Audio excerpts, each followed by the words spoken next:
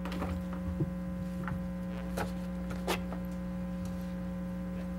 the time is now 11:13 and we're back from a recess. Okay, so the next articles that we probably need to discuss as a group is the uniform article stays the same. The staffing article, the temporary duties and higher classification article, and the callback policy. And the overall thrust of these changes is to give management just more control about the staffing, what the minimum staffing is. We understand, talking to the fire chief, that they're, unlike the police department, there are some criteria and standards for deploying equipment and protocols for handling incidents that, by their nature, require minimum personnel. But we would like to move away from having just a hard and fast requirement that doesn't give management any kind of discretion about, when that is really necessary or when it may not be necessary. So the language changes under staffing, basically acknowledge that, there is a criteria there. I mean, the chief is telling us there's a criteria that that is an optimum or an ideal, but under the current version of the language, it doesn't really have much discretion about it. And so these changes are translated more into, optimum goals or requirements, but that give management the ability to make some adjustments in it if circumstances permit. The same is true under Article 26, under temporary duties. We understand, as legal counsel, my reading of the statute is that management has the authority to control when higher classification, a step-up pay is going to be allowed. It's not mandatory that it happen. I also know that in practice, there's a practice of where it happens automatically. And so this language is simply, making it clear that any higher classification assignments that happen will happen, specifically approved by the fire chief. And then it also covers a situation where, a temporary step-up assignment does not trigger the higher class pay unless you're going to be in that position on a temporary basis for more than, I get what we're now calling a shift. Two work days, 2 shift days, which is 48 hours. And so Section 3 of Article 26 specifically acknowledges that that is a change from the statute, and so it implements the statutory language in 174 that allows that to be done. And then on the callback policy, again, this is something where we're proposing that the department implement a policy on this in consultation with the association. We think that the callback needs of the department are probably something that really belongs within the authority of the fire chief. It does require that whatever callback policy he puts together, needs to be reviewed and approved by city management. So it's giving him and the association the initial task of coming up with a callback policy that works for the department, subject to review by the city manager. So those three really kind of relate to each other and go with each other, and the overall thrust of those is just to give management a little more control over, what level staffing is going to be controlled, at what, when and under what conditions temporary assignments are going to be utilized, and to come up with a local level policy on callbacks. In Article 25, what's the problem that initiated this sweeping change to the language? Well, it's driven by cost, and it's driven by the requirement that, you know, there always be these minimum staffing requirements when the conditions do not always necessarily require that. So are we And- saying that the minimum staffing of 3 personnel per frontline unit or rescue consisting of 1 officer, an engine operator, and a firefighter, that is not the minimum staffing then? There would be I mean, that's what it reads right now. So it's set to where instead of saying shall assign 11 personnel to shift, and then minimum staffing at 9, it says will use its best efforts to assign 11, shall generally be at 9 unless the fire chief feels that they can safely operate the department with less than that. And then on section 2, you would have those 3 functions, an officer, operator, firefighter, but that may be, you have to read that in connection with the temporary duties and higher classification, depending on who's available and who's manning that. Well, we'll get to that. I'll ask this And then question. I'm just concentrating on staffing right now, Article 24, 25. So you've kind of blended 1 and 3 together?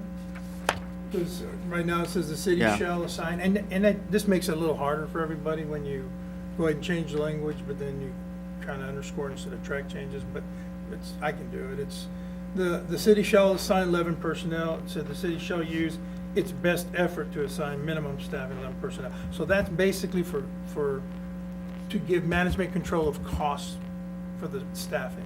That's right. Okay. And so section 2, the term temporarily assigned, well, in that section, it says, in the original section 1, perform the duties such as rank above that which he normally holds shall receive the rate of pay. Oh, no, I'm sorry, I'm reading the wrong section. In section 2, it says there shall be a minimum of 3 personnel per line unit. You've maintained that. And then in section 3, which is still part of your section 1, minimum station staffing shall be as follows.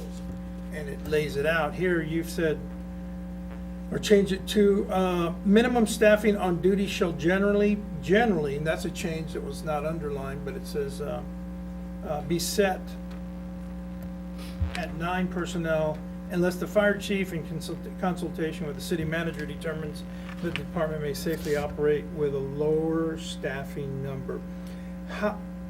Talk me through that conversation where the 2 individuals, one a fire chief and the city manager, determined that the fire department may operate at a lower staffing number, when it's already been established that the minimum per unit in section 2, there should be minimum of 3 personnel per frontline unit. Well, that's limited to the piece of equipment that, you know, you can't really run with less than 3 people.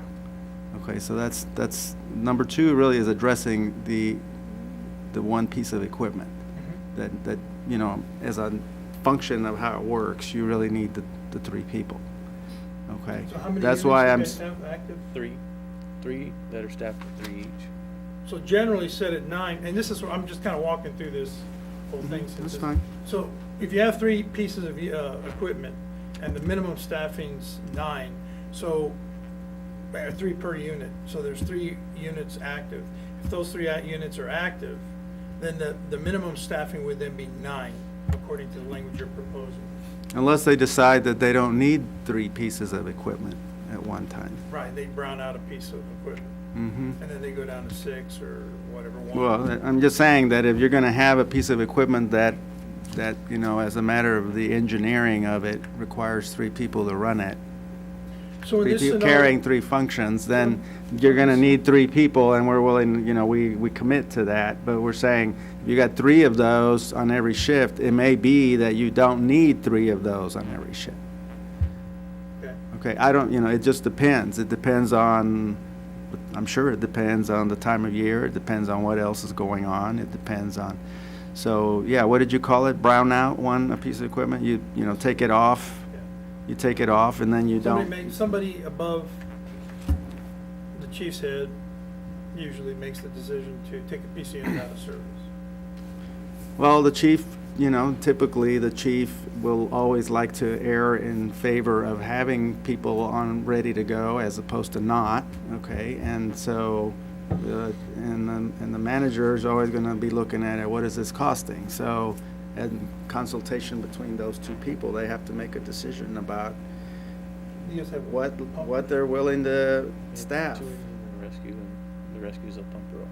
So hypothetically, chief comes in, city manager says, yeah, let's just use 6, send 2 guys home, we'll just run 6 people today, because we have too many people, or whatever. We Yeah, don't have- because we don't have the enough. third one, we have 2 and one's out, and so we'd have to call somebody in, but we feel like we can get by with 2 pieces of equipment, through 2 engines instead of 3. Well, you have 3 pieces of equipment, and the chief says, okay, we're going to take this unit 1, fire unit 1, and that crew is going to jump back and forth between the rescue unit and the pumper, depending on the call. In the nomenclature of the fire service, that's called grass hopping, Okay? back and forth. Is Okay, I'll that- take is your that word what- for that. Is that what they're anticipating, or would this, the way this is written, would that allow that to No. happen? I don't know if it will, if it would allow it, that's not what we're thinking. We're just wanting flexibility. I don't think there's been an issue in the past, has there? With, not having, 3 people to man, a unit that required 3 people. It's just flexibility if something were to occur. Our fire chief, and I as well, are here to keep our community safe. And it's not gonna be something where we're gonna take risks, with our community. We just would like some flexibility. If an engine goes out of service because of mechanical failure, what would be I'm just looking for an example. How do we do that right now? Well, I guess what I'm getting at is if a engine company goes out of service, of course, we rotate them over to a different truck, but that's not classified as, sometimes as an engine company, we're riding in a squad truck. I mean, with what I read right here, it says 3 per engine rescue. Because it happens all the time, trucks go out of service. Are those guys that are assigned to that engine gonna be sent home, or? Okay, if there's a unit that only are there units that require only two persons to man it? Well, I mean, not really, but, I mean, if you're asking me, no, there's no, but I mean, on brush trucks and stuff like that, that requires, 2 guys rolling it, but you always have the third one that's available to.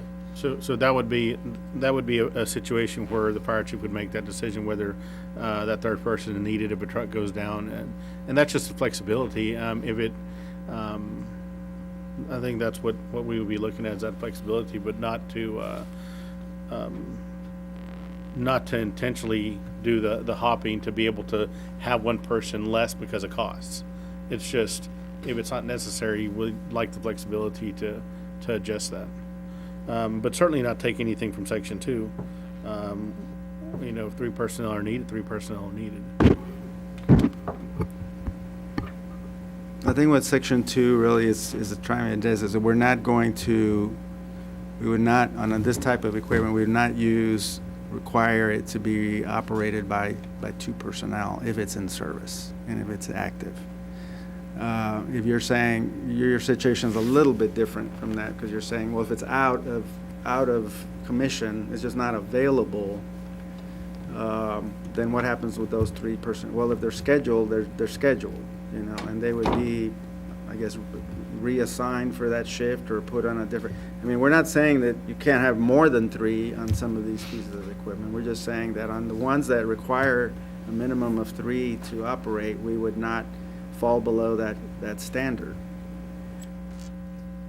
But, you know, whether if you usually have 3 scheduled and there are shifts that you really can get by with 2, and we can get by with that and doesn't violate the minimum staffing requirement, That's- then we would have the flexibility to make that decision. I'm just, I guess, looking for an example of what circumstances permit running 2 instead of 3.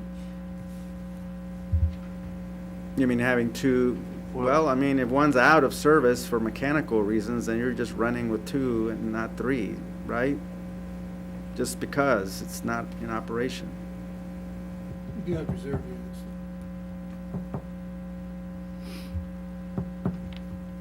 So what's the, I mean, what happens now? What happens? My last question on this one would be, you talked about some cost initially, Rick, and then the word flexibility, no problem in the past, just wanted flexibility for manager. What's flexibility for manager?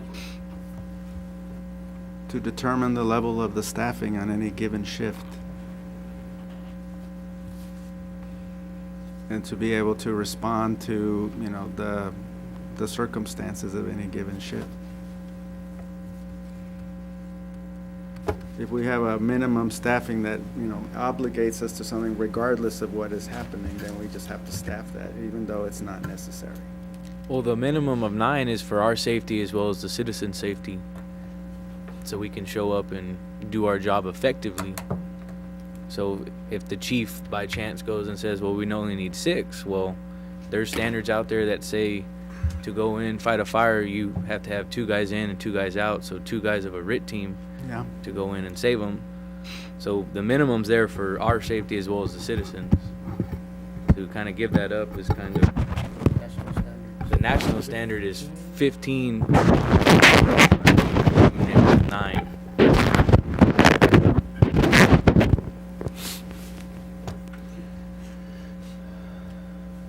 Well, those are along with the discretion about deciding about what the staffing you're going to run with goes the risks of making a bad call on that. We acknowledge that. But we also think that the chief and management, you know, has a good enough feel and handle on, you know, the needs in the community to be able to make some judgment calls about, you know, what they're really willing to run with. Help me understand this. We keep talking about a chief, but right now, as I understand it, we have an interim chief. And they have some sort of search going on for a new chief. Is that correct? An interim chief with the duties Fire of a fire department. chief, so, you know, you have a chief, it's just the title. Right. But he may or may not be the permanent chief. I don't know the answer to that question. Right. I mean, so are we in a chief search 2018 for a new chief for the city of Dallas? Is the position open and posted? Okay. It's not open and it's not posted. So in essence, we're operating as our interim fire chief with all the duties of being, And that just goes to helping me advise these gentlemen in regards to, if you don't have somebody that you have knowledge of and who it is, to just use the word chief and expect that individual to have the knowledge and wisdom of how a department runs or has run and what the expectations are. Because I deal with chiefs from all over the state and a lot of chiefs that come from out of state as well. So given that, there are some ideas that some people, some individuals that fill those positions are open to look at what the qualifications and needs are, standards set by NFPA and National Fire Protection Association standards are. Not that they have to follow them, but they use those as guidelines. Not everyone does. So not really having an idea who their chief's gonna be, that helps us understand what we need to do and how we need to construct our counters to these proposals. Thank you very much. Temporary duties, same thing, you're just wanting more flexibility in that, I mean, why the changes? The same thing, that putting the discretion with the management over when that happens. Cost savings, right? Cost saving? Yeah, management of the department. So, Rick, I think you said something about you think that they don't even have to do that? The statute does not obligate the automatic class step-up. No, but if it's filled, if there's a classification. If there's somebody out, And the chief says, hey, scheduled I duty, want you to fill it, then that individual. I'm telling you what the statute says, the chief may Right, allow higher class pay, okay? To me, that means the chief can, but doesn't have to. All right, and that's just what the law says, that's what the statute says, okay? The reality of the practice that I see all over is that there's this notion that if somebody is, especially on these engine companies, that if somebody's out, that, you know, there's an automatic push up to fill those positions, and if you need to bring in an unscheduled person to fill the bottom one, that all that happens automatically. That's been the practice here. I mean, it happens practically automatically. But legally, that's not required. And so what we're just saying, and we've had the consultation with the chief about it, basically saying one of the things we're expecting you to do is to manage that more closely. So that goes in line with, that's why those three articles really relate to each other, because it goes with your concerns about standards, it goes with what's happening in the community at any particular time, what risks management is willing to take on these staffing issues. And then part of that is controlling when the step-up assignments are made. As opposed to having them be automatic, they have to be specifically authorized. well, and And that's why it's written that way, to make it Understood. clear that it's going to be managed by management. yeah, so under 143-038, as you quote there, the chief may require it, right?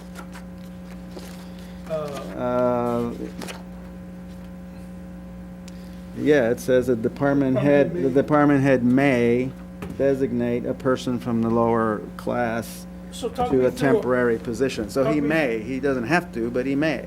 talk me through a scenario where on the Alice Fire Department, you have an officer off, and the chief does not fill that position. What are you on what are you talking I about? A mean, specific you know, scenario? Well, the department's already created, in accordance with 141-033, they've created classifications for their department.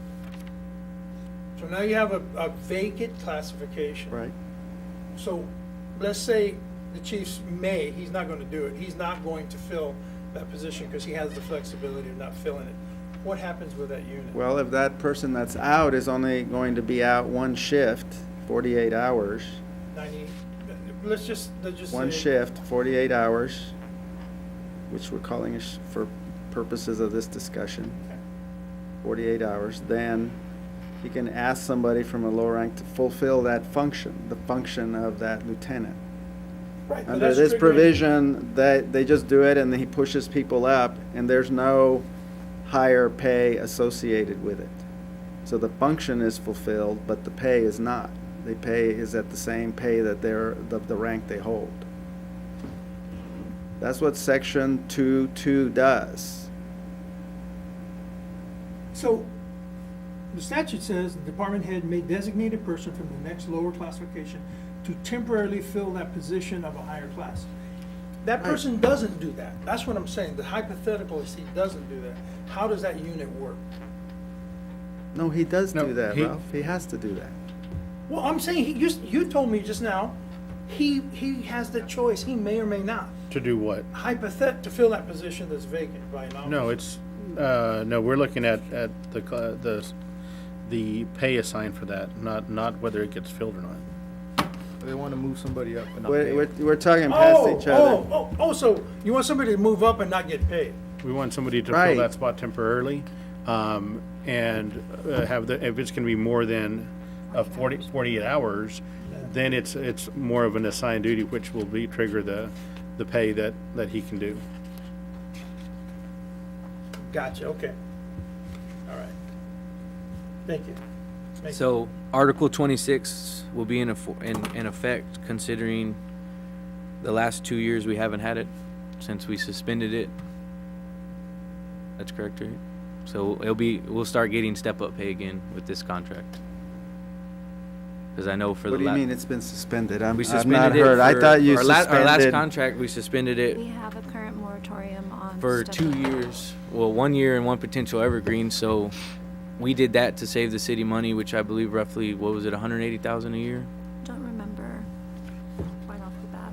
It's significant. So, It's extremely significant, especially with the trickle-down effect.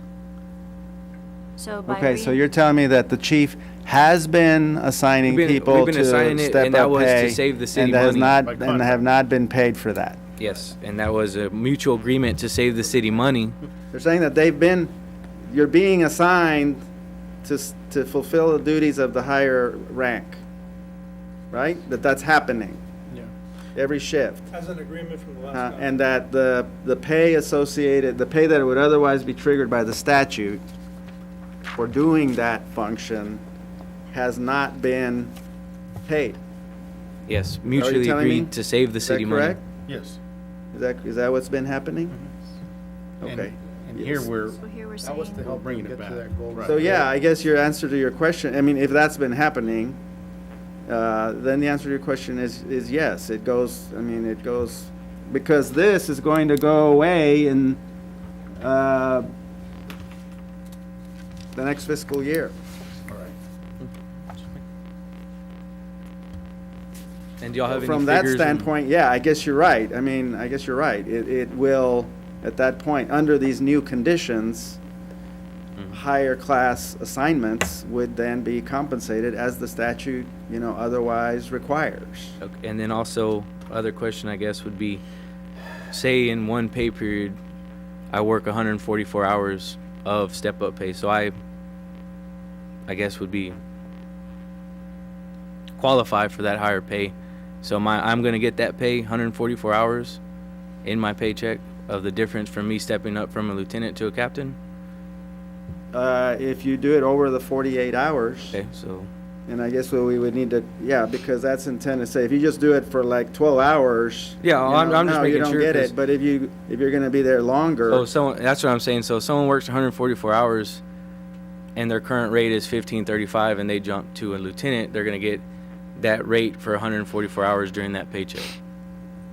I believe that's correct, isn't it, Diana? Because currently that that's how not the as way it it was is. being applied before, the You- moratorium on step up, if you had, for example, a firefighter step 10 making 1497 who jumped to a driver, they'd go to 1535?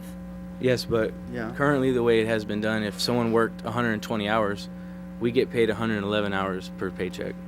So they were missing You're out on s- 9 hours of step-up pay. No, I think you're misunderstanding the way it's applied. So firefighters have to constantly be cognizant that your base pay is based on salary. So one of the first things to always understand is, for example, if a firefighter is making $1,600 in that 2-week period, firefighter step 10 at $14.97 an hour, okay?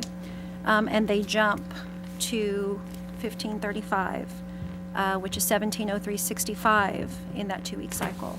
At no time should you, in that two-week cycle, ever make less than your base pay. So back up a little bit, Mark, and explain to me why you think they're being shorted. Is Well, it the way I know that past the- practice has been, the old schedule was one paycheck, you work 96 hours, the next one you did 120. Well, when you, that 120, when you worked, say a firefighter stepping up to a driver, the city only paid him 111 hours at that driver's pay. So he got shortchanged 9 hours. of But the there, difference. It didn't come out in the next pay Nope. check? I, What about the 96-hour paycheck? Well, Right. if you only work 96, so you only got paid 96 hours of driver no, pay. sir. You That's- got your biweekly salary. Remember we talked about how on a 207K exemption, you have your 28-day cycle. So you're gonna have 26 pay cycles in a year. You're gonna have 13 of them, as they're alternating through. In the example you gave, you would have 13 that are essentially 96, which were 4 working days. And the next pay cycle, you'd have the 5. On both of those, your base salaries were always the same. I think when we caucus next, it might be important, since pay is always a very important part of these discussions, for us to sit down and really get you all to understand the mechanics of how it applies to payroll. If you were to take the entire year, just base pay, whether it was the 96 or the 120 on those biweekly pay cycles, the annual base is going to equal what it should be. So it's, But now on the paycheck, does the hourly rate vary? no, the hourly rate does not vary. But what they would see is on the pay cycle where they had the 96 hours, they would get 111. If they had the 120, you would have 111, because essentially you're just dividing the hours up equally amongst the 26 pay cycles in the year based on the base salary. I have a question that hadn't occurred to me until I was listening to you talk. If I'm a fire apparatus operator at step 7, Okay, or let's just say I'm at step 5. I'm a driver. I'm at step 5. I'm at 1694. okay, Okay, and either under the current model, whatever, the chief says, we're short a lieutenant. I'm assigning you for this shift to do the lieutenant function because that person's out, and I'm at step 5. step 5. Okay, it's 1694. What rate of pay do I get paid at the lieutenant? $18.24. The lowest one. Yes, sir, step 1. So regardless of where you are in the step below, you would go to step 1 of the First next step higher of the one. And rank so that you're that's been fulfilling. established. Nobody, there's no issues around that, about where you would go. Okay. So what you're saying is, well, since I guess 2 years ago, because this other contract was, this current contract, I know we're in Evergreen now, but it was negotiated in 2016.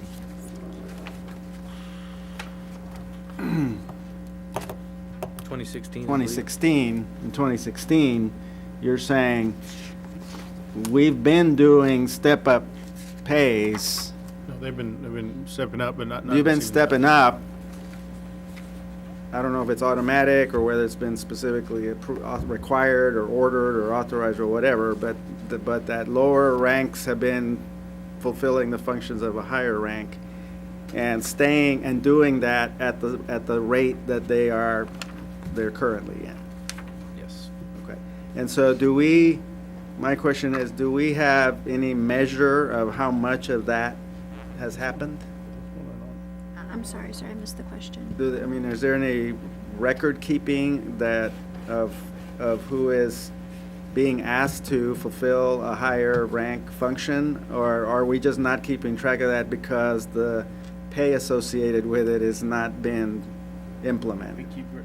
You guys probably keep track in Firehouse or some How sort do you of keep system, track correct? of who's been asked to do that? How do you keep track of who has coming in on shift and saying, hey, you need to, step up? We currently entered into emergency reporting, but we've only had this new software. We've been really using it for a year. So everything else was under Firehouse, which we don't have anymore, and we don't have access to anymore. Okay. So And the reason I'm asking that is that, so that, is there a way to measure what the cost would. the city has saved, if you will, Well, I know by virtue of not having to pay the step up? in our numbers, the average for the 4 years was, I think, what, 180 a year, so. About 180. The last 4 years we actually had step-up pay, averaging them out for the 4 years was like 181. That was isolated to the step-up pay component of it? And we gave that up for 2 years to work with the city and save them money. Yeah, I understand. But, so then the other consequence of this, though, is, if somebody's having to step up, then that usually means that at the bottom ranks, you're having to call in unscheduled duty people, right? Which, yes. Unscheduled, they're not on, they're, because you need to fill it all. You Yes. you can't have a vacancy in there, or you don't want a vacancy in there. And they're coming in, and then if they're unscheduled, odds are the city is paying overtime to those people. Yes. So do we have a handle on how much OT? Because anytime you use the step-up move, there's that, the cost associated of that the person who holds it is out on whatever, paid time off of some kind, injury, sick, vacation, whatever it is. So now you're gonna pay this other officer that additional amount, and at the bottom, you're gonna pay OT on the person coming Well, in to fill the lowest rank and because they're that's- unscheduled. I mean, that's is currently that generally how Yes. it works, right? I mean, if we're fully staffed, no, because you wouldn't have to hire. You would just be moving up people. Because if we have current contract, if we have 11 people per shift, you're allowed 2 off. So you would be at 9, so you wouldn't have to hire overtime. You would just have to step up. So you don't have to call in somebody. If we're fully staffed and only 2 people were off. Mhm. So your buffer there is the difference between the 9 and 11. Yes. Which Do you see what they're I saying? don't think we've hired since Yeah, and 2014. I think so. we're okay with, So if you're at 11 and then you may not have to call in an unscheduled person because they're already scheduled. So you have a 2-person buffer. Mhm. Okay. I guess our concern is if you have that officer's position off and it's deemed that we don't need to hire for that position for that day, so therefore we don't meet minimum staffing. I don't think that's the no, intent. yeah, no, that's not the intent. If the unit requires the 3, then it's gonna be the 3. But I think it depends on, are you looking at, are you looking at a piece of equipment as opposed to, are you looking at I'm looking the at- operation Well, as like- a whole? like The for- operation as a whole. You have what, 2 stations, 3 We have stations? 2 stations. So you're looking at the operation as a whole. So you gotta look at the operation as a whole, you gotta look at the coverage, We're who's at looking what stations, and then you're looking at, okay, as to this piece of equipment, how many of those do we have, active? And if you are gonna have them active, what's the minimum number of people you need to We're to looking run at it? guys we have total when we respond to a call. If it's requiring everybody, of course, we want everybody. We're not necessarily looking at, I mean, we need, At one, the important part is having, Proper staffing to Proper respond staffing. to any given Yeah. emergency. well, I mean, so coming from where you're coming, I mean, yes, it would basically reopen that door under these limited circumstances. As opposed to saying, let's change the date on it and keep it the same.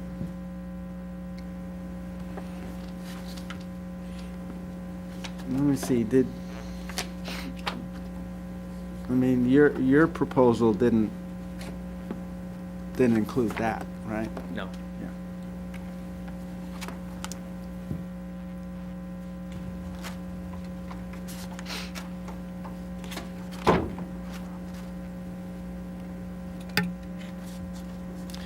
Okay.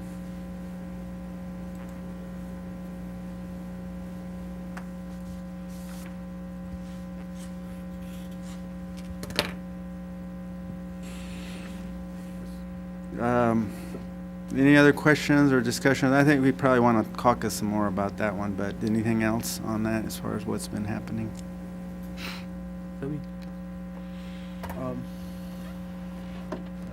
think The payroll stuff, I have to leave to Diana. I don't work with that system, so. Just the main concern was moving as far as the staffing.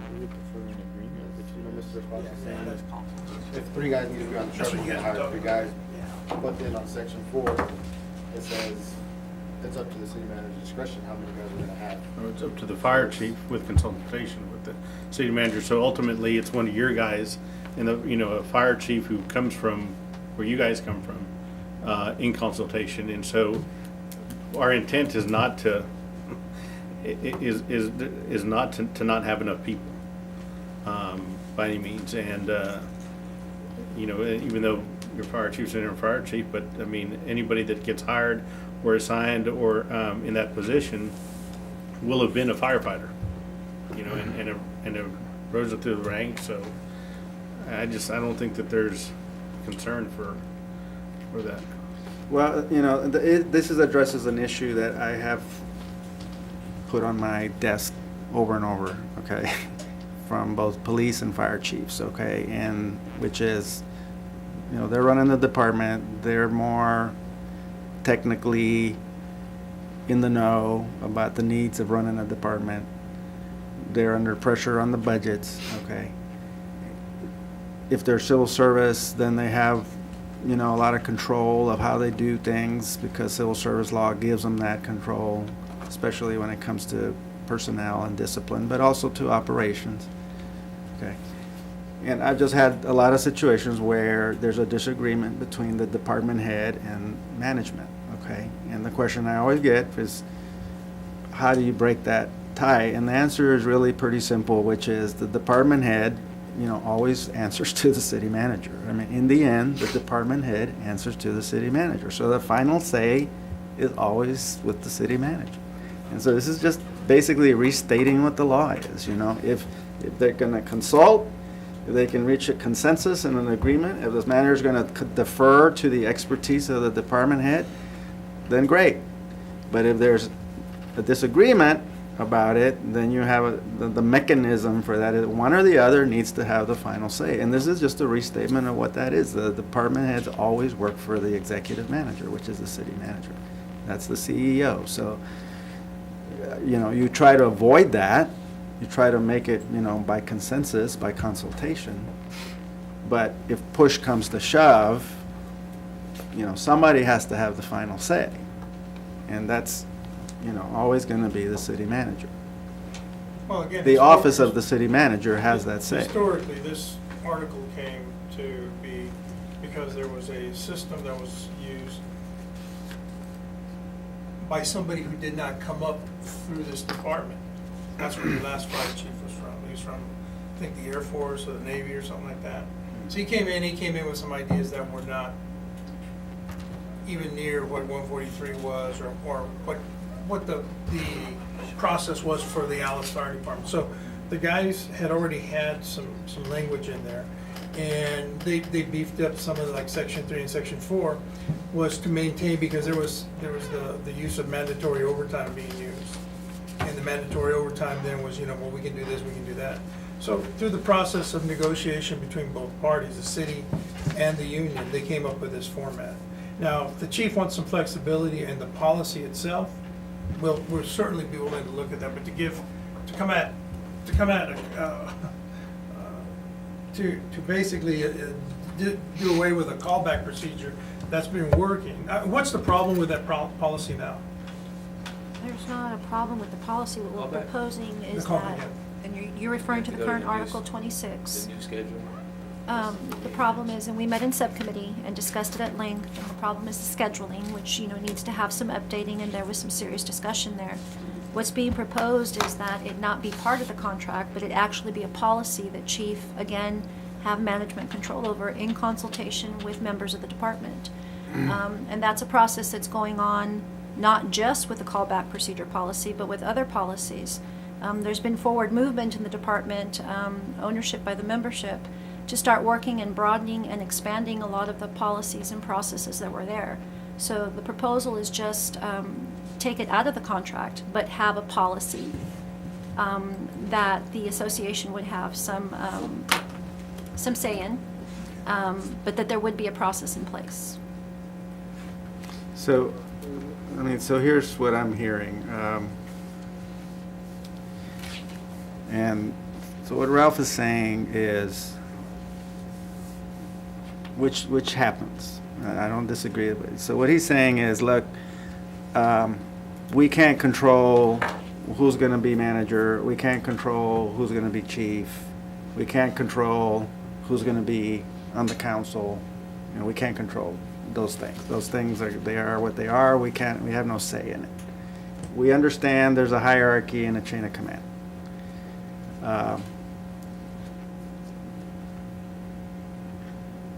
On this particular one, at some point, we got it through the negotiation. We got it in the contract so that it doesn't really matter who is on the council or who is the manager or who is the department head, because the contract basically sets that in stone, and that way everybody knows what the deal is or what's going to happen in terms of that operational, and that's the reason they like it in the contract. Sure. Okay, so I get that. That's, you know, there's something. We actually had this dynamic going on in the police side. Okay, when we were doing in that, there was some things that the contract kind of settled some questions that weren't settled. And there was a concern because there was a chief from another state who was unfamiliar with Texas civil service law. And so we got that resolved, and a lot of it got resolved through the contract. So, you know, it's not really a one side or the other kind of thing. I think what we need to see is understand their concern about it and what things they feel they absolutely need to have locked in so that they're protected regardless of what's happening above. And then we need to decide what, you know, how much management discretionary control do we really need. And that's where we need to find some overlap in order to get an agreement. So, you know, part of what's happening here is that I think we're just feeling that we don't have the discretionary control that we need. I recognize that when it comes to minimum staffing, that's always the hardest nut to crack in these bargaining issues, because the nature of the fire operation, you know, is peculiar to fire operations, unlike police. So it makes it more complicated. That's almost what that ruling came out of the appellate court there in Maryland. There was a lawsuit filed by the firefighters in Maryland in regards to staffing, whether or not the city said it's not part of their collective bargaining rights, and the courts, through the appellate court there, decided it was. That staffing is an important aspect. That it has to be bargained. Yeah, that it Can. yeah. That it can be. Yeah, no, I don't. And that's all we're looking at, is making sure. I don't disagree with that. I don't disagree with that. But I've also seen it where the minimum staffing is set so rigid and so high that, you know, it doesn't allow management to adapt to local conditions. And I think that's what we're just wanting to do. We're wanting to be able to have some ability to make some adjustments as we go along. This is not one of the worst ones I've seen. I mean, I've seen some really bad ones where it really is oppressive, okay? This is not one of those, but, you know, it has proven to be, we think, you know, we're kind of in a straitjacket on it, and so we're just exploring a way to loosen that up a little bit, you know, and still meet your If concerns. things are working fine in some areas, and like if you guys are okay with this, and there's not a problem, and we move forward, and years down the road there's not a problem, then it, you know, we don't even need it to be here. The more we work together and have trust in how we're going to operate, the less we have in a contract. And if something comes up, now it becomes issue during negotiations because it's something real specific. And so we're looking at, in searching for someone who is going to be a fire chief, what I would look for, of course, is somebody who had experience in civil service and collective bargaining as well, and somebody that knows what it's like to be in your shoes in our area. Okay, so I mean, every place is different, and so that's what I look for. And I think moving forward, if we're able to have that trust on these things, it won't be an issue. You know, you'll see, oh yeah, we're giving you this, some of these flexibilities, and then in the next few years, it's like, yeah, it's never been an issue because we work well together. Well, and trust works both ways, and Yes, and it sir. started off with the beginning of this talking, going into the term of the contract.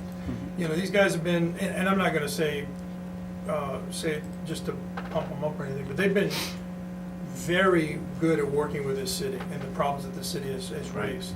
We've had a couple of issues, personnel-wise, that we've taken care of and worked through, and, you know, that's been done. But these guys have been nothing but willing to set things aside. You know, the working out of class stuff. That was huge. The city really needed that. They did it without even kind of flinching. And to now come back, and you're talking about trust, and trust is a two-way road. So now you want them, they have an evergreen that's perpetual from year to year. It just saves the contract the way it is. And now we're looking at definitively doing away with that contract if nothing gets done at the end of a third year. That kind of undermines that. And when we were talking in caucus, when you were there, some of the issues that we were discussing is how we proceed from here. And I told them, these are all just proposals. At the end of the day, we just agree to just leave everything the way it was. You give them a 0.5% pay raise, and we'll see you next year, or even in 2 years. The relationship is what this contract is based on. And so for the last at least 10 years that I know of, that I've been bargaining here on and off, the relationship with your head of your department has not been good. And so that's why there's elements of this contract are in here to make sure that the guys get treated in a fair and proper manner. And you know, I think the guys by and large have and hold the city in high esteem in regards to them not having, you know, any kind of movement in their pay for the last 2.5 years. I mean, that's huge. One of the key things that I asked them about is, okay, why do we have all this overtime? That I know Diana and I have talked about it a little bit, and then we mentioned it here. I mean, staffing changes, what's his name, Van Ness? He never increased staffing here. And then now we're getting 3 new employees coming on board, and 2 employees are gonna retire. So it's only a plus of 1. So how do you get past that, what do you call it, crux is what I call it in climbing. It's that hardest move to where you start developing your department, to where you're increasing staffing, you have enough people to fill the positions. And you know, by and large, 3 per unit, that's minimum safe standards for the NFPA. And to do anything less than that would be negligent on whoever's making that decision. So that's why the union, you know, I've always recommended that they do that minimum. Now, if you look at the NFP recommendations for staffing units, it gets kind of crazy. You know, so, well, I mean, it's proven, but you have a minimum of 4 per your pumper unit, engine unit, and then any aerials will have 5 or more. So, and that's to do all the jobs that come with those units. But, you know, I think, so we don't lose track of what this whole thing is about. It's not about the paper and what's in the document, because the document's been here way before we've been here. And, you know, so it's held this department together with the city. I think what we need to look at is what you're looking at changing, why the need to change them, and then we'll take them back, look at whether or not they make sense to us or not, and then come back with some proposals, kind of proposals to what you're doing. But that's why we're asking the question as why is it needed? Why is this being changed?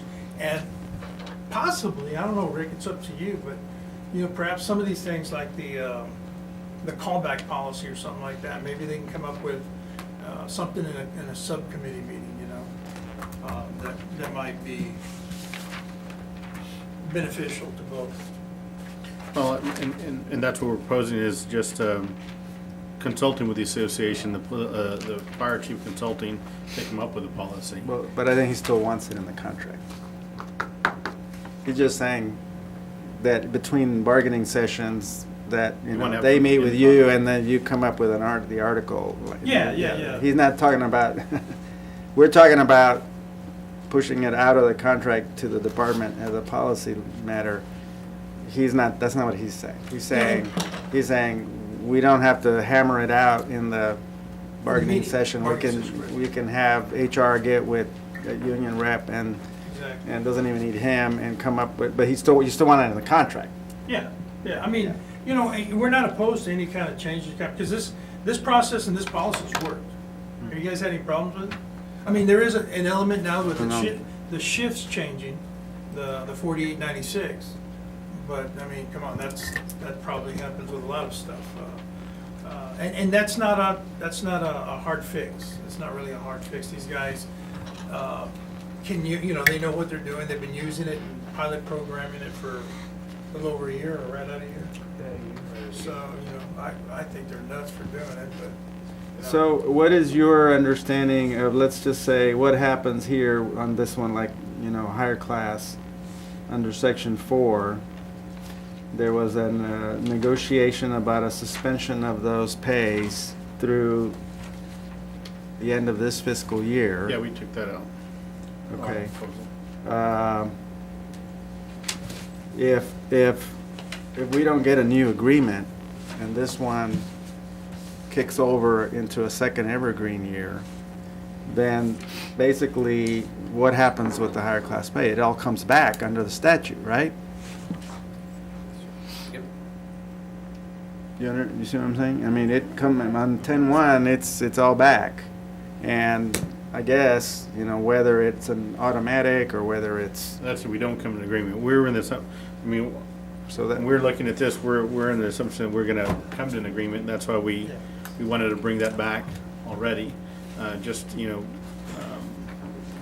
because we understand, I mean, if we're asking for a longer period of time to do a higher classification, that there should be compensation for that.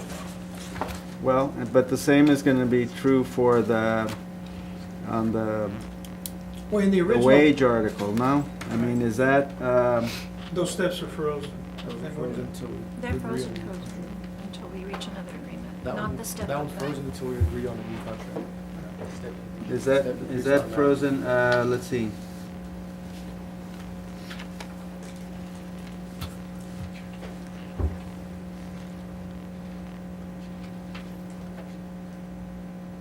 I mean, I don't know what kind of So cooperation you got. what happens on that, on that one? So it's frozen? The way that I read it on Article 11 on the resumption of step increases is that until a new agreement is reached, they're frozen. On the working out a classification, the way that I interpret it is, it's very clear that September 30th, 2018, effective October 1, it goes back into effect. Okay, so what is it that triggers the resumption of the step increases if we don't get a new contract? For the period of this was, for the term of this agreement and for one potential evergreen, but not later than September 30th, 2018. What are you reading from? Article 25, Section 4. We're working out a classification. Oh, that's working out, I'm talking about the steps. The steps. no, I'm that's talking about Article 11. That's until a new contract. Until a new contract is in effect. So that one just stays frozen, you're in the step you are, and so if this contract continues, if it rolls over, then that stays frozen For a third year. And a fourth. for another Yeah, year. for however long it takes. So and that's what I'm saying, you know. Okay, so there's sort of, I mean, the consequences of this contract staying in place are that, on the one hand, the step issue is you just stay where you are. Okay, right? And I think we're in agreement on that's what happens. And then on the higher class, that restriction goes away after September 30th, and then you would be entitled to get the higher class, unless we get in a different Yeah, agreement. but I think also there was a conversation before you guys broke for caucus that they were looking at changing some of the holiday process to what you guys were looking at. They would meet the police pay scale. If they were We were talking about whether it could be separated, and that's what we were caucusing, is whether the payroll system can accommodate Pardon that. me? I don't remember saying that we would match it, but I thought. No, we discussed- threw that out. I mean, Oh, okay. You know, he's talking about a match. Sure. I mean, you're like 2 steps beyond where I am, which is, how do you even separate it at this point, you know? Well, and the other thing, How going do back, you get a base table and then a separate seniority table? That, I'm not, that has been the problem with this pay scale since, was it Roy was here? Ray Dos Santos, when Joe Torres was sitting in your spot. You know, and it's, if the city didn't have money, these guys would just kick the can down the road for the city in hopes that they would do it. So then they created a money-making and money-generating, money-saving element by freezing their step increases. You know, and so now we're looking at these proposals, and yeah, I'll be honest with you, it looks a little, as proposals go, they're a little offensive. But they're not the worst, but they're not, I mean, they're proposals nonetheless.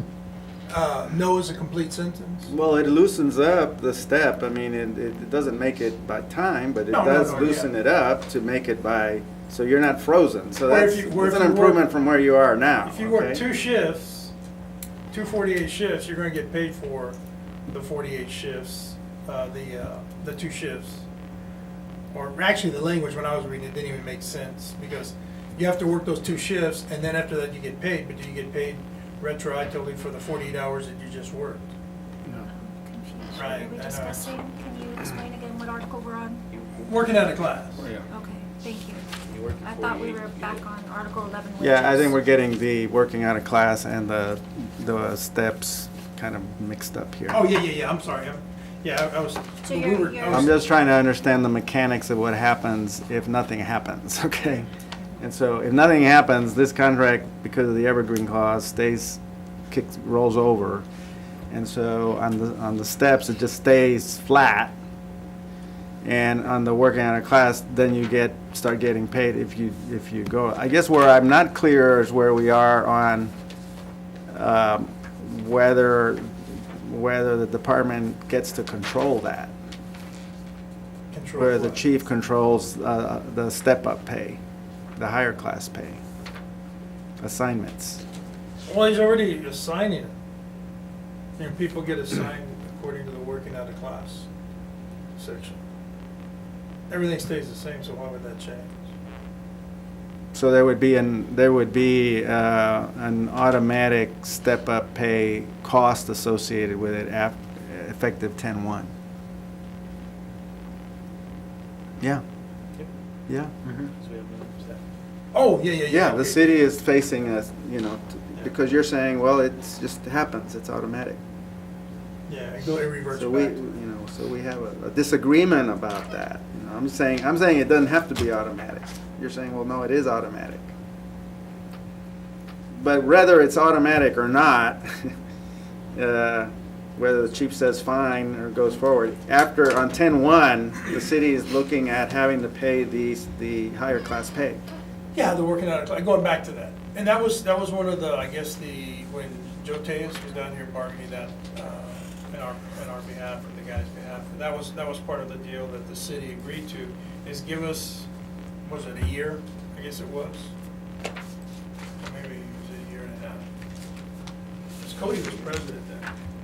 It was 1 year and 1 potential evergreen year. Yeah, so, Suspends. but they wanted some kind of triggering device, unlike the frozen steps that are frozen in perpetuity if you just keep kicking the can down the road. They wanted something to initiate a little bit of a pay increase, if you will, that would generate that, which is, I mean, it's minimal, but, it's still a chunk of money that they would benefit from. But the other thing in regards to some of the changes that y'all made with that, I guess it goes to staffing specifically, is that in Article 24, not your 24, but your 25, but in Article 24, or 25 staffing, also talks about, in the original language, the last section says, 2 personnel shall be allowed off per shift. If these personnel being off create a staffing shortage, callback procedures shall be implemented. So that was done probably about 10 years ago as well, because you had an environment where you had, huh? You had a conditional leave. Yeah, you had guys not being able to take time off because these guys, oh, no, sorry, we have these two guys off on sick leave, so we can't get them off. And it all kind of goes back to staffing and whether or not staffing has increased in the last 12 years. And, you know, the staffing levels, so that's where we're at on that. Which I don't think it has. No. So, that, you know, that. Well, that goes to the issue of the buffers. You know, how many you're gonna have and how much buffer do you have? I mean, are you talking about like staffing? Mm-hmm. Staff, that was set up bare bones minimum staffing, what we had then, with the anticipation and kind of a veiled promise that staffing would be increased down the road. And here we are 10 years down the road with staffing, it's not been increased, but, you know, just kind of staying there stagnant. Okay. But, I mean, Well, so- that's nothing we can't solve that here, but that's part of the reason and part of the minuscule backstory that affects all this conversation and language that's in the document at present.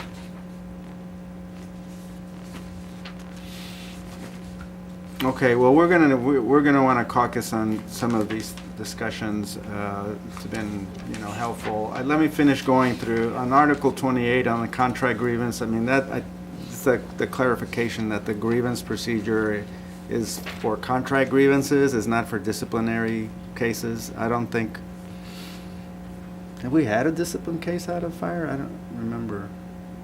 We did? Long time ago. Long time ago. Yeah, we haven't had a disciplinary, but anyway, so this is just like the contract, I always like to separate those two things, the contract grievance procedure versus the discipline procedure. So that's really the only clarification and change there. We did some formatting changes. Yeah, there's some formatting changes. And then the definitions are a little more elaborated. You know, just to give us definitions.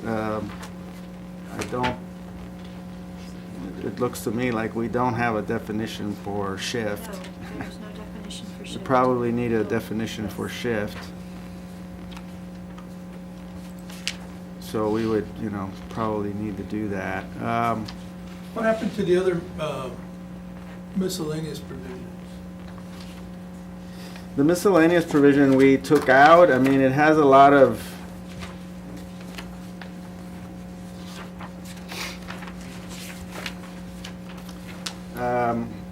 well, there is a miscellaneous, but it has only two of the things that it had in it. Mm-hmm.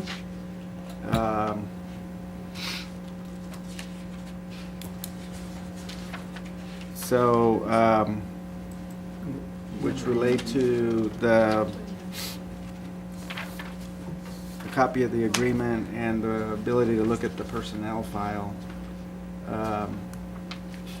Is there an issue about people being asked to do other things? Is that still something? I mean, when I've seen this kind of language in the contracts, it's because there's some kind of rub over something. But I've not gotten any They were added because blowback there that, was? I've never gotten any, well, you know, I mean, the classic one was, and I think the city, you know, where I'm talking about, where, you know, there was an issue about washing the chief's car, you know. It's like every city. I've That been led to a contract article. in. This was not the Ridiculous, case. This but- was, I you know- don't hear those kinds of things here.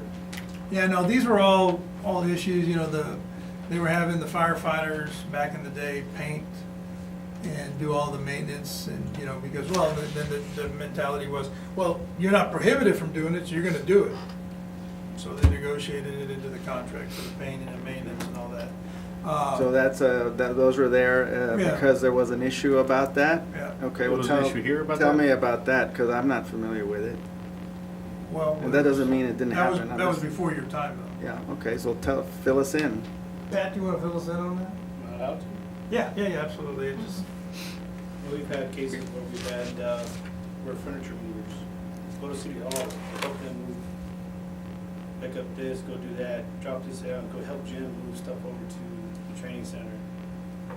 Get a brush truck and go take the brush truck, and I want you to stick the red line, I want you to clean out all the drains, make sure that all the drains are flowing correctly. stuff like that. Well, those things shouldn't, if somebody's asking for help and it can be done, I mean, I can understand that happening. And, you know, within departments also. Well, it wasn't more of an ask, it was like, you're gonna do it. It wasn't, well, hey guys, can you do it? Because if you ask me to do something, I don't mind doing it. But when you telling me you're gonna do it regardless of what you say, it's a different story. You're giving me an order to do it, so I have no choice but to do it. So that was one of the reasons why that miscellaneous. But that was a while back, put in there. not recent. Here recently, we've had, not with Patrick, but with Chief Ernest when he was here, he had us doing stuff like, he wanted us to do stuff like that. To Okay. help, he wanted us to help move, I can't remember who was moving here, move furniture, he wanted us to go help Jim with, moving the whiteboard and installing the whiteboard for him. I mean, come on, you know, that's calling him, and if he wants to help, we'll help. But don't tell me I'm gonna do it, you know what I mean? And then obviously my contract said something different, so that's the reason why we didn't do it. There's been, I mean, like, article miscellaneous, section, Article 3, or Section 3, Section 4, Section 5 even, I've seen that in other language. It's just kind of, it's almost like boilerplate language in departments, because and this goes back to like, and I'll use my department as an example. When I first came on the job, you had 8,000 runs a year for a fairly large city, so there was a lot of downtime. And so they would have you scrape the floors and paint them, repaint them, have you do outside painting on the buildings, have you trench, put in new plumbing from the meter. And I'm just telling you a couple of things that I did, and dig out fuel tanks, because, you know, and use the aerial for a hoist. So those kind of things, it takes away from the ability for you guys to be prepared, for firefighters to be prepared for the all-night fires, or all-night, the constant wake up in the middle of the night calls. And the bottom line was, it kind of looked unprofessional for firefighters to be doing that. And in our department, it escalated to the point where, just to ingratiate whoever was in charge of one station or whatever, guys would even remodel the insides of the stations, building partitions and stuff like that, building the chief a room and all. And so, in order to take care of it, you just made it not part of the you made it as part of the contract. That won't be done, and if it needs to be done, there's processes through city facilities and city process to hire the individuals, and have the individuals that work for the city to do it. Same thing with Article 3. Article, going back to what Pat was talking about, I've had fire chiefs trying to gain favor with administration, having the guys go out and string Christmas lights across the street and all the roads and all that stuff, which is okay. I mean, you know, if the guys are willing to do it, they do it. But there's no way that firefighters should be made to do it, because Well, but that wouldn't I mean, the way it should work here, and the way it is working here, is if, as a city, we, and departments, we'll work together. And I know that you guys are gonna help if there needs to be help, but not forced it on, and it's just as Public Works, sometimes we need to help the fire department if they need a dump truck or something like that, and I got a phone call not too long ago about that, and sure, yeah, let's get it done. So we'll work together. If there's an issue where the director is saying you're going to go do this construction work, then it comes to management and it stops, because it should be, you know. That was the past, that's what happened in the Yeah. past, that's the reason for that. And so I think we can, and that's why we look at it, you know, building trust here on how it's going to work and how we'll have a better relationship without having everything stuck to an agreement.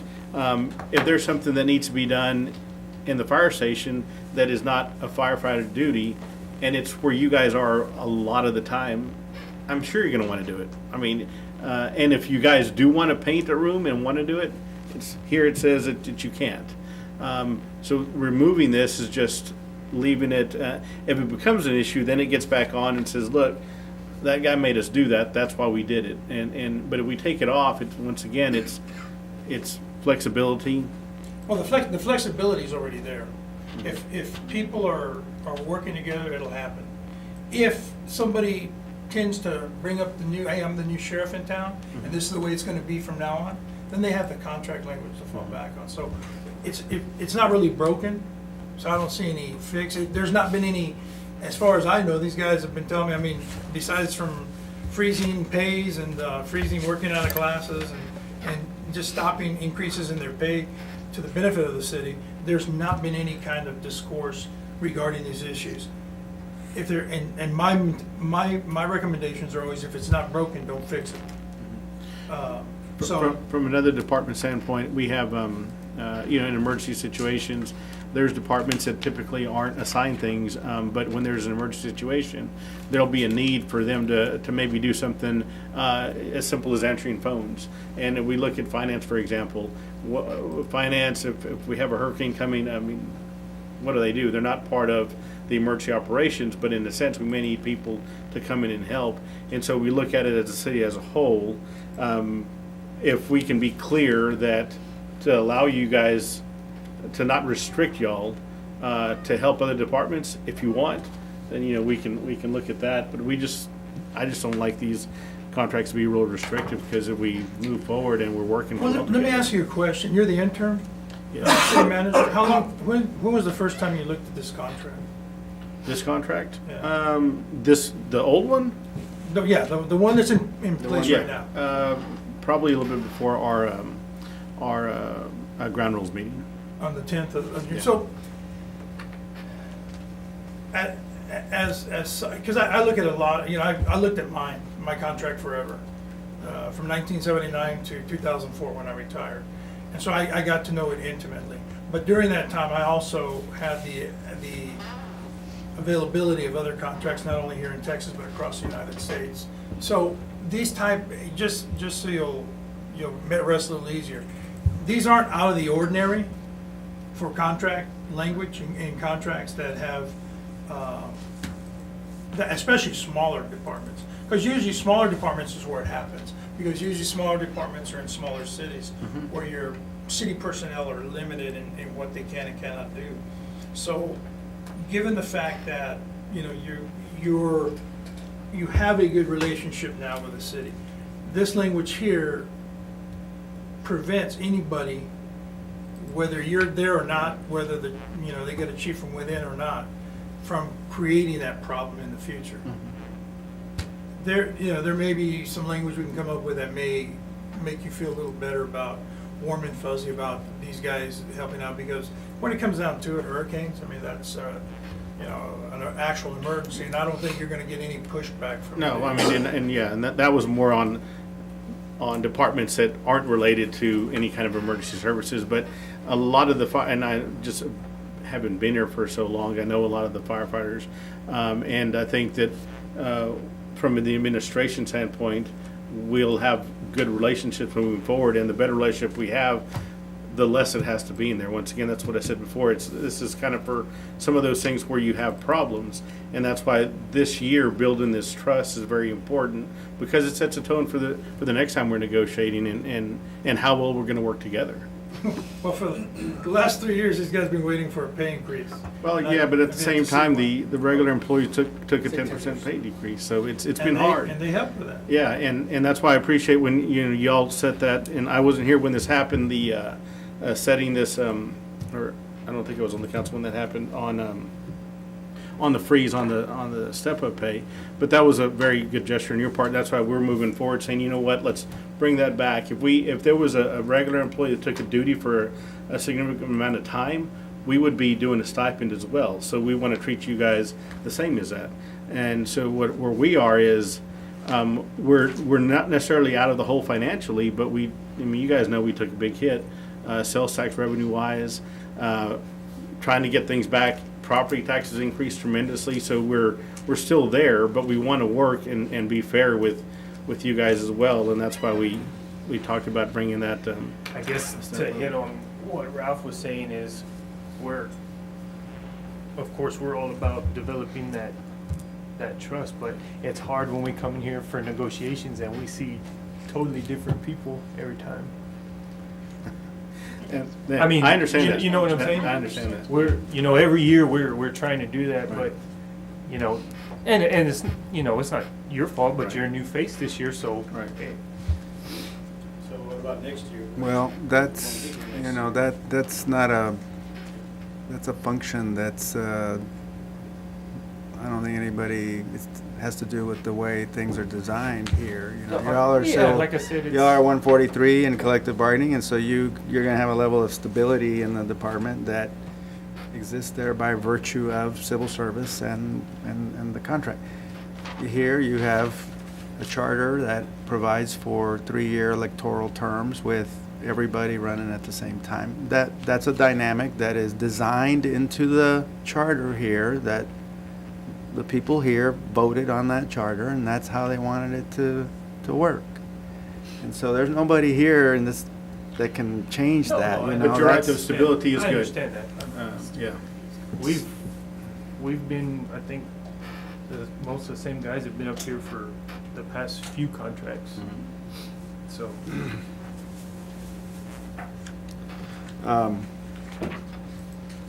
Let us, can we caucus for a little bit? Want to break for lunch? You- Yeah, Ralph, well, I know that he and I need to be somewhere else this evening. What time do you want to go through here today? I mean, we've kind of gone through this, unless you guys are gonna give us some numbers on money increases. Yeah, I mean, 0.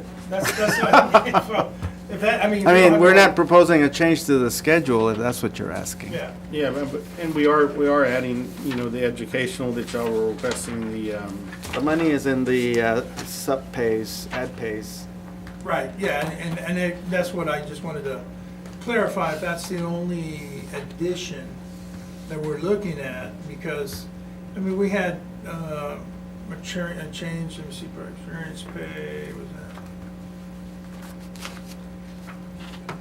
yeah, we agreed to the certification and assignment pays, and also the fire instructor pay that you guys were looking at. Only if but you agreed to it in the formatting process that you guys proposed. Right? Yeah, to increase the amounts, yes.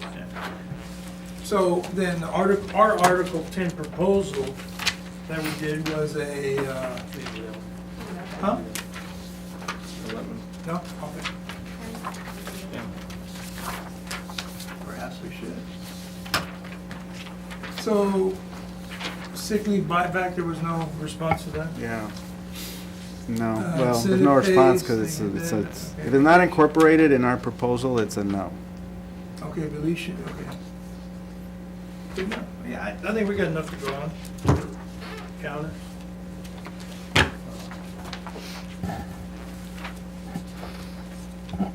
Well, but before we break And, for you know, today, and- can we and- take a short caucus so I can meet with my team? And then I Yeah, just yeah. wanna, And just to be clear, all the definitions are all new, except for the ones that aren't underlined and in bold, right? yeah, a lot of them, because we have a very short definition list, and I think we can stand to have something a little Sorry, more I like elaborate. definitions, I like it to be clear, so if y'all want to propose others, or you don't like the language, we're certainly open to that. And no, these are pretty basic. And the definition of shift. I'm sorry? The definition of shift. Yeah, that's the only thing we needed to add. Well, and so going to that, talking about that, that's, we are good with the 4896 then.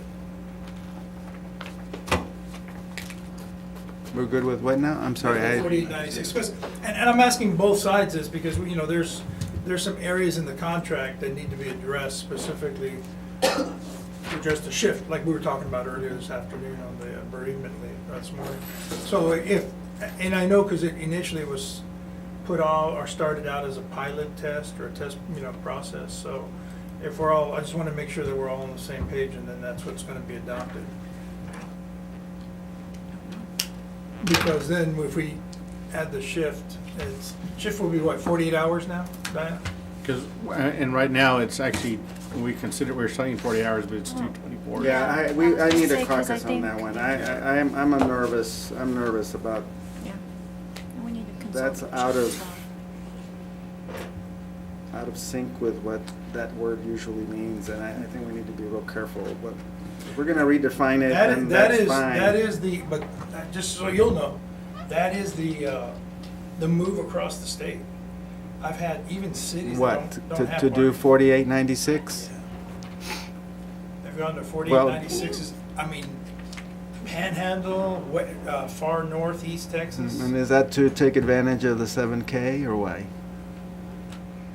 You know, I'm not sure. It has advantages in both aspects, but would you mind sharing with me what cities I'd like to?